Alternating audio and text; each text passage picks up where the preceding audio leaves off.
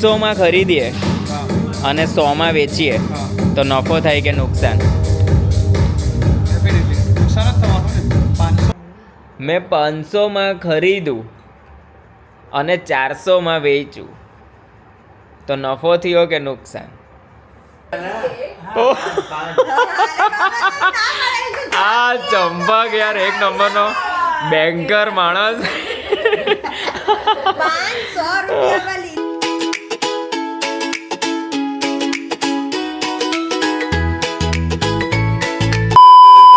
Hello guys, good morning, જય શ્રી કૃષ્ણ, જય દ્વારકાધીશ. તો આજે અમારી ગુડ મોર્નિંગ બહુ સારી એવી થઈ ગઈ છે. આ ચા બની રહી છે, ચા ધવલે બનાવી છે પણ આ ગેસ મેં ચાલુ કરેલો છે. અને આ રોયભાઈ હમણાં જ અંદર રૂમમાંથી આવ્યો છે. કેમ કે હું બહાર આવી છું એટલે એનું જે પેલું રેડી કરેલું બ્રેકફાસ્ટ છે એ મળી જાય. નહીં તો ભાઈ અંદર રૂમમાં શાંતિથી પડેલા હતા. એટલે ભાઈ અત્યારે જ બહાર આવ્યા છે એનું ખાવાનું ખાવા માટે. અને આ એનું મીલ છે, ઓટ્સ એન્ડ એપલ. અને એ અમારા ભાઈ છે, ગંડા જેવા ભાઈ છે. તો ચલો અમે દિવસની શરૂઆત કરીએ. અને એ પહેલાં આપણા કાન્હાજીના દર્શન કરી લઈએ. ત્યાં સુધી તમે અમારી ચેનલને લાઈક, શેર અને સબસ્ક્રાઈબ કરવાનું ભૂલતા નહીં. સર છે ધવલ સર, એને તો આપણે પેલો સવાલ પૂછવાનો ભૂલી ગયા. અને જઈએ છે નીચે, એના વર્કઆઉટના મોડમાં છે એકદમ. પણ સવાલ કરીએ એને, પૂછીએ અને શું જવાબ આપે છે તે જોઈ લઈએ આપણે. હા છે, ચલો ધવલ સરને શોધો. કઈ અત્યારે તમે બહુ સારા મૂડમાં છો. બોલો બોલો. દેશી હિસાબ જ છે, શબ્દો સાંભળજો. મેં 500માં ખરીદું અને 400માં વેચું તો નફો થાય કે નુકસાન? નફો થાય ને. 500માં ખરીદું અને 400માં વેચું તો નફો થયો કે નુકસાન? હજી બી શબ્દો સાંભળી લો, સમજો અને મને કહી દો. વિચારો. 500માં ખરીદ્યું અને 400માં વેચ્યું, હા નુકસાન થાય. મેં 500માં ખરીદેલું અને 400માં વેચ્યું. આ તો 300 રૂપિયાનું પ્રોફિટ થયું ને. ફાયદો એટલે શબ્દો ગોઠવેલા હતા. અને અત્યારે તમે જે મૂડમાં છો ને વર્કઆઉટના, એટલે અત્યારે પૂછવું જરૂરી હતું એટલે પાછો ઉપરથી નીચે આવ્યો. ચલો, એક સવાલ છે. પહેલી વાર બ્લોગમાં લીધા છે પણ સવાલથી જ લઈએ છે. સર એક સવાલ છે, ધ્યાનથી સાંભળો. કેલ્ક્યુલેશન છે. 500માં ખરીદીએ અને 100માં વેચીએ તો નફો થાય કે નુકસાન? નુકસાન જ થવાનું ને. 500માં ખરીદ્યું, હા, સવાલ લીધો હતો 500માં ખરીદ્યું અને 100માં વેચ્યું. ગુજરાતીમાં જ સવાલ કર્યો છે મેં. હા, 500માં ખરીદું અને 400માં વેચું. 500માં ખરીદું અને 400માં વેચું તો નફો કે નુકસાન? નુકસાન જ છે. તો મને જોઈએ તો મારા કેલ્ક્યુલેશન.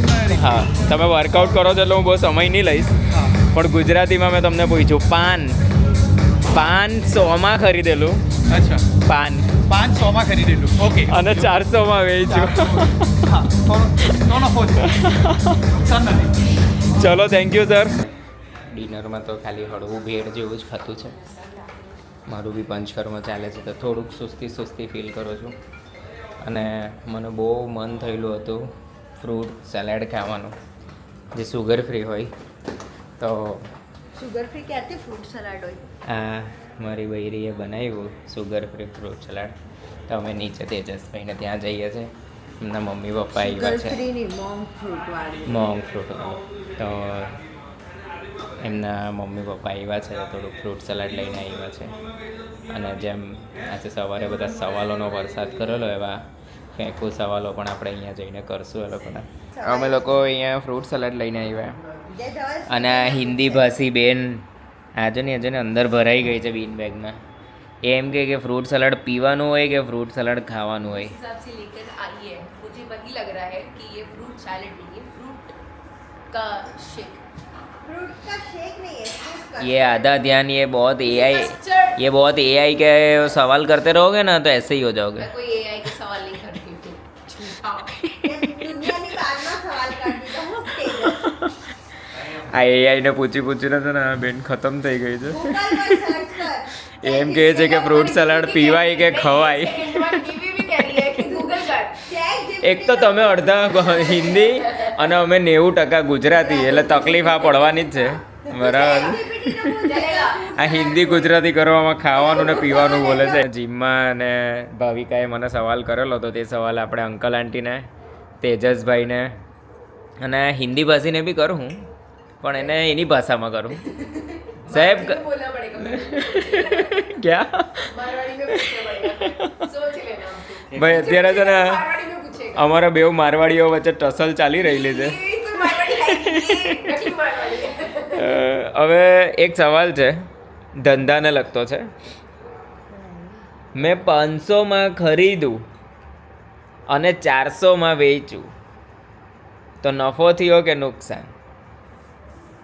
मैंने 500 में खरीदा 500 में खरीदा है. और 400 में बेचा, ठीक है, तो नफा हुआ કે નુકસાન?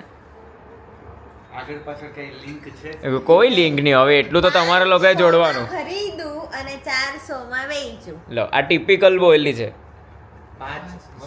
પાંચ વસ્તુ 100 રૂપિયામાં લીધી हाँ. અને 400 માં વેચી તો નહીં. 300 નો નફો. નહીં હજી બી પાછો સવાલ રિપીટ કર. 500 માં લીધું અને 400 માં વેચું.